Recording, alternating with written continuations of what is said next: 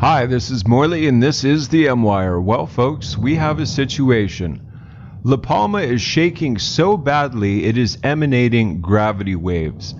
Take a look at these pictures here. These are satellite photos from space. I personally have never seen anything like this, where a natural phenomenon is emanating visible gravity waves. This is absolutely incredible. I've never heard of this. Let me know in the comments below if you've ever experienced any type of natural phenomenon where the gravity waves itself are indeed visible. Well, the gravity on La Palma certainly is being messed with. If you take a look at these recent earthquakes here, there's probably about 30 to 40 in the last 24 hours or so. And it's getting to the point where 3.0 or greater earthquakes are becoming increasingly common. Just take a look at that. That would attribute greatly as to why you can actually see the gravity waves from space. The island of La Palma, which is part of the Canary Islands in the Atlantic Ocean off the northwest coast of the African continent, has been experiencing a volcanic eruption since September 11th. Yesterday, October 2, the entire island began shaking so severely it generated visible gravity waves. HT remark, that's Hal Turner. In my 59 years on this planet, I have never before been told that gravity waves could be seen. I don't know if you follow Hal Turner here on YouTube, folks, but he's actually been talking about La Palma quite a bit. He gets a lot of good information that most people don't because of who he knows and how well connected he is, as well as his background. So his channel definitely is worth checking out for updates on La Palma here. In physics, gravity waves are oscillations generated by the disturbance of fluid subjected to the force of gravity as a restoring force. When a fluid is disturbed under the action of gravity and is moved away from its initial state of equilibrium, the fluid responds by forming waves that try to bring the system back to equilibrium.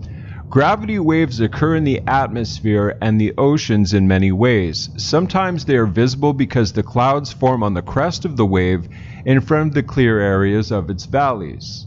Gravitational waves are also visible in the atmosphere when two air masses of different characteristics under stable conditions are excited from outside by distant stormy phenomena.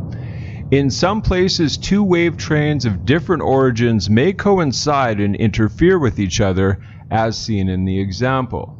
This is absolutely wild, folks. I never imagined ever that something could happen in nature and you could actually see the gravity waves from it. On certain occasions, these atmospheric gravity waves are not seen by the human being with the naked eye, either because they do not form clouds or because we do not observe them with our eyes.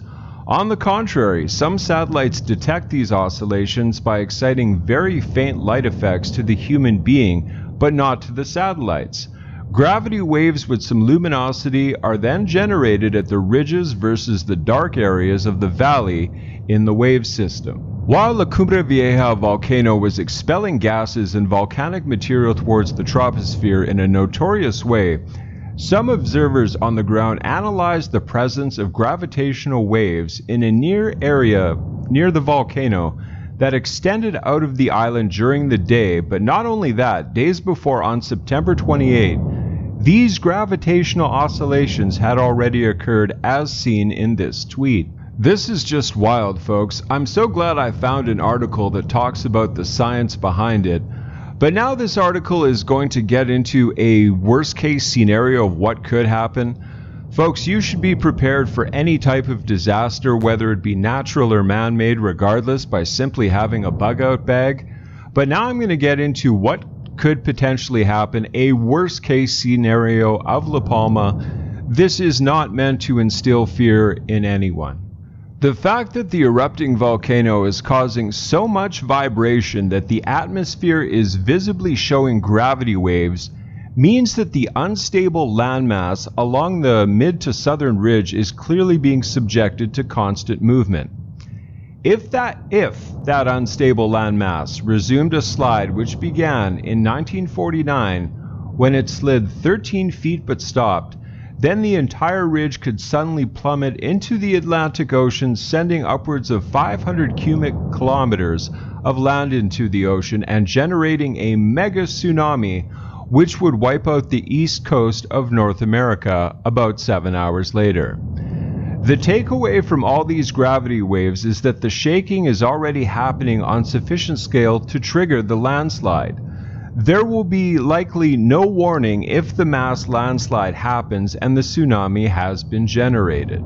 Now that's a worst case scenario, folks. There wouldn't be much time if that happened, but like I say, covering this, I like to deal with what is, not with what may happen. There's lots of mayhappens, as we've already seen so far in just 2 weeks of this. One source inside a particular government suggested an alternative explanation: HAARP.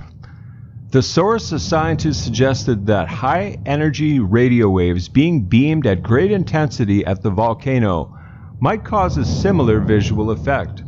Of course, that could mean that mankind is involved in the volcanic eruption.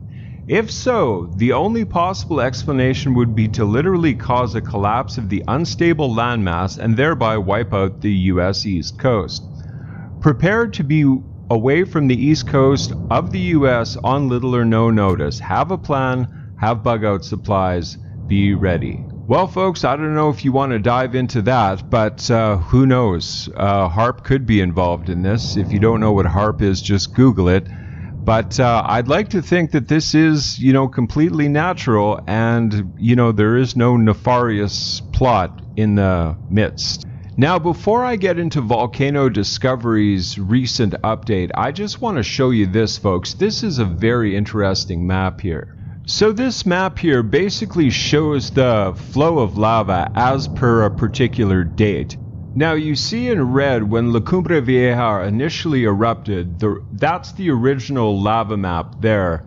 And then by September 26th is the orange, by September 30th is the blue, and now as of October 2nd, being yesterday, is the green. Now that is precisely what I'm talking about when I say that lava doesn't necessarily continue its established flow path. All that green you see is basically new lava as of yesterday. That is quite a bit in just one short day. So this is the latest report from Volcano Discovery. La Palma volcano eruption update. Eruption continues with vigorous lava fountaining and voluminous lava flows. The eruption continues at impressive intensity. The lava output rate remains very high and volcanic tremor is stable at high levels. The new lava flow from the separated vents just below the northwestern base of the erupting cone slowly made their way through so far untouched land north of the existing flow field, destroying additional buildings and other infrastructure so far spared. The flow forms an impressive channel of approximately 50 meters width and there is no explosive activity at its vent. Check the latest lava flow maps in high-res at Copernicus. At the cone itself, approximately 8 vents in total are active, producing several lava flows, some of which go directly to lava tubes, others overlapping older flows or feeding more or less stable lava channels. Some of the lava still finds its way into the sea entry, which is growing slowly. The upper vents produce tall, pulsating lava fountains with moderate ash plumes. When observed yesterday evening, the lower vent on the northwest flank of the cone, which had been a near site of near constant low liquid fountaining, gradually ceased to produce fountains. But it seemed that the energy went to the northwest summit vent, which started an impressive show of violent, near vertical fountaining reaching 300 to 500 meters in height. A total of approximately 50 million cubic meters of lava have been in place so far, much more than originally estimated the eruption would be able to produce. This is likely to do with the continued earthquake activity that could suggest magma supply from a deeper source. And now for the earthquake activity, folks. Earthquake activity continues. The quake activity is quite intense. During the past 48 hours, the Monitoring Institute recorded 22 quakes of magnitudes 3 to 3.6, most of them felt, and 45 quakes between the magnitudes of 2 and 2.9. There are many more smaller quakes, but due to the strong tremor signal of the eruption acting as high background noise, they cannot be detected in the data. So there's even a lot more quakes than there even appears to be. Wow, folks, this is just astonishing already. The earthquakes are currently located mostly at 10 to 15 kilometers depth beneath the southern part of the island, in a similar region as the earthquakes at the beginning of the seismic swarm that preceded the eruption. This is the area between the upper mantle and crust of the island where magma from the deeper source intrudes into the volcanic edifice. There is no clear trend visible in the location of the quakes. They seem to remain stationary in this area, which might be explained that the new intrusions that likely occur are able to use the existing pathways of magma through the island edifice. If there is a continuous supply from the mantle source, the eruption could last for much longer than expected, but this is speculation. Well, folks, this eruption certainly isn't slowing down at this point. I certainly pray for the people of La Palma. You should too. I hope this thing somehow, some way ends without injury or death, but like I say, it's a very, very precarious situation. The fact that you can actually see the gravity waves created by the tremors from this volcano is absolutely beyond astonishing. Well, I just wanted to bring you this latest update on La Palma here, folks. Thank you so much for coming along with me to my video. Please remember to like, to comment, to share the video, and of course to subscribe. Thank you so much, and God bless.